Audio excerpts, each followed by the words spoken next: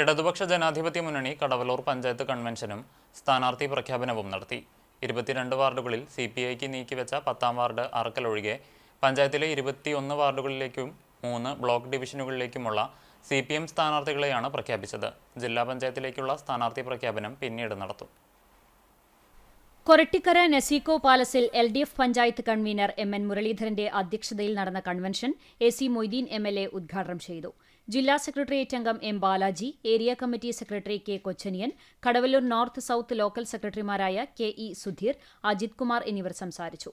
തുടർന്ന് 10ാം വാർഡ് ഒഴികെ 21 വാർഡിലേക്കുള്ള സ്ഥാനാർത്ഥികളെയും 3 ബ്ലോക്ക് ഡിവിഷനിലേക്കുള്ള സ്ഥാനാർത്ഥികളെയും ജില്ലാ സെക്രട്ടേറിയറ്റ് അംഗം M ബാലാജി പ്രഖ്യാപിച്ചു.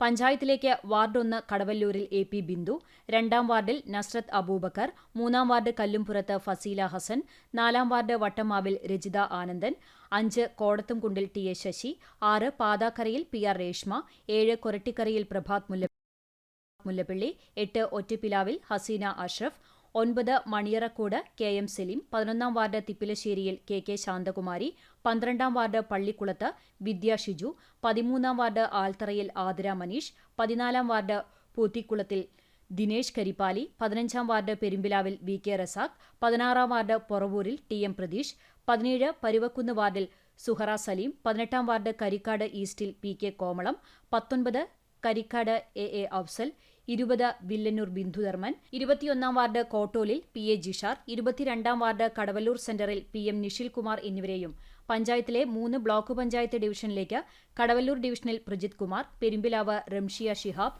തിപ്പലശ്ശേരിയിൽ ഘോഷ് പൂവത്തിങ്കൽ എന്നിവരെയുമാണ് പ്രഖ്യാപിച്ചത്. സ്ഥാനാർത്ഥികളെ ഏരിയ സെക്രട്ടറി K കൊച്ചനിയൻ ഹാരാർപ്പണം നടത്തി.